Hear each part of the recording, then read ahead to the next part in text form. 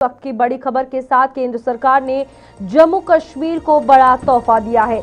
5,630 करोड़ से नई औद्योगिक इकाइयों को राहत मिलेगी और वेटिंग लिस्ट वाले इंडस्ट्रियल यूनिट्स को मौका मिलेगा। साल 2037 तक औद्योगिक प्रोत्साहन मिलते रहेंगे।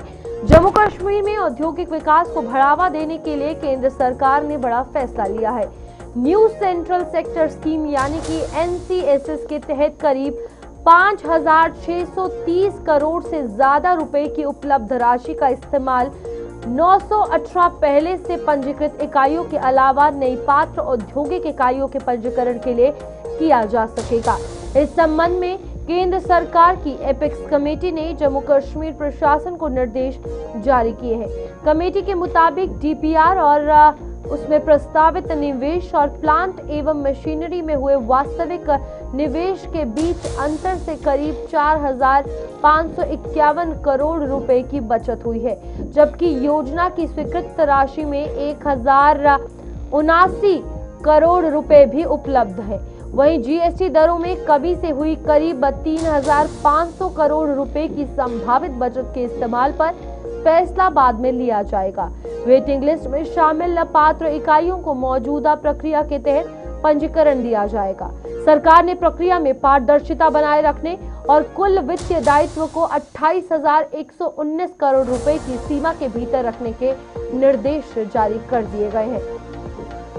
चलिए, हमारे साथ वरिष्ठ पत्रकार विनोद कुमार जुड़ चुके हैं। विनोद जी, कैसे देख रहे हैं आप इन तमाम चीजों को, चाहे वेटिंग लिस्ट में आने वाले अगर बात की जाए लोग हो या फिर ओवरऑल जो पैसा स्वीकृत किया गया है उसके तहत अगर काम किया जाएगा? रूपाली, इसमें बड़ा तोहफा नहीं कहा जा सकता है। इसमें बड़ी बात यह है कि 28,400 करोड़ रुपए का पैकेज आया था, जिसमें से 28,119 करोड़ आवंटित किया गया था। आवंटन के बाद जो मिसमैच हुआ या जो सरप्लस पैसा बचा हुआ है, वो सरप्लस पैसा है। ये जो पैकेज आप बता रहे हैं 5,630 करोड़ रुपए, वो सरप्लस पैसा है जो बचा हुआ था। अब नया आदेश ये आया कि इस पैसे का भी सरकार इस्तेमाल कर सकती है और जो ऑलरेडी पंजीकृत हैं, जिनको जगह नहीं मिली है, जिनको इस बेनिफिट नहीं मिल पा रहा है इंडस्ट्री का, उसको इसका बेनिफिट मिल पाएगा।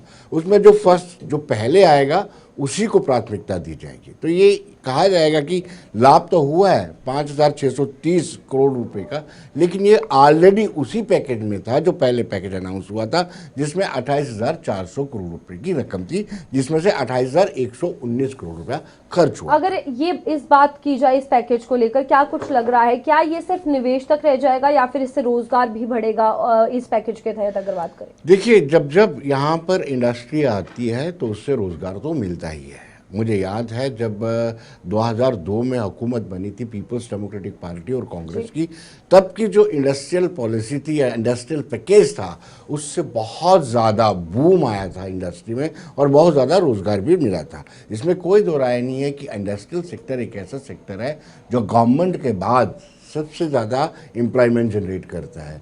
और ये बड़ी बात है कि इंडस्ट्री रूपाली लगती भी जम्मू प्रोविंस में ही है। कश्मीर में कोई भी इतना ज़्यादा इन्वेस्ट करने के लिए राजी नहीं होता, क्योंकि वो लास्ट एंड है और फिर वो डिस्टर्ब एरिया भी है। तो कहीं ना कहीं जब पैकेज आएगा उसका फ़ायदा जम्मू प्रोविंस को मिलेगा और जम्मू प्रोविंस को फ़ायदा मिलेगा तो जम्मू प्रोविंस के लोगों को रोज़गार भी मिलेगा। अगर दूसरी ओर टनल के उस पार देखा जाए तो वो उस हिसाब से रिच है, टूरिज्म के हिसाब से टूरिज्म सेक्टर में जितना बूम आएगा उसका बेनिफिट उनको मिलेगा। विनोद, लेकिन यहाँ जम्मू और कश्मीर दोनों जगह पर काफी ज्यादा चैलेंजेस थे जब हम बात कर रहे थे कि इंडस्ट्री सेटअप होंगी यहाँ पर। अब इस बीच नए जो इन्वेस्टर्स है या फिर जो इंडस्ट्रियलिस्ट यहाँ पर अपनी इंडस्ट्री लगाएंगे, इसके तहत रीजनल इम्बैलेंस जो ना है वो ना आए और साथ ही साथ एक ट्रस्ट कह सकते हैं कि जो वेटिंग लिस्ट में लोग हैं, ओवरऑल ये चीजें आपको कैसी लग रही हैं? देखिए, हालांकि काफ़ी सारा बदलाव आया ईज ऑफ डूइंग बिजनेस में, लेकिन अभी भी रूपाली बहुत ज़्यादा आवश्यकता है। एक निवेशक को जो इन्वेस्ट करना चाहता है जम्मू कश्मीर में, उसको एक स्वागत होना चाहिए। जैसे ग्राहक को भगवान का स्वरूप मानते हैं, वैसे ही उसको इतनी रिस्पेक्ट दी जानी चाहिए। सिंगल विंडो सिस्टम से उसके सारे काम होने चाहिए। उसको पावर डिपार्टमेंट में अलहदा से नहीं जाने चाहिए। उसको पोल्यूशन कंट्रोल बोर्ड में नहीं जाना चाहिए। तो ऐसा अगर उनको ऐसा माहौल मिलेगा तो इन्वेस्टमेंट और भी आएगी। उसके लिए ऐसा माहौल बनाने की ज़रूरत है। जैसे गुजरात पैटर्न है, गुजरात में कोई भी इन्वेस्ट करना चाहता है उस इन्वेस्टर को किसी तरह की कोई दिक्कत नहीं आती। अच्छा, एक आखिरी सवाल ये कि सरकार को ये तमाम पैकेज के तहत कितना ज़्यादा ज़रूरी है कि ध्यान रखा जाए कि जो लोकल एंटरप्रेन्योर हैं या फिर एमएसएमई के तहत आते हैं उन्हें ये ज़्यादा एडवांटेज मिले रेदर देन बड़ी मछलियों से?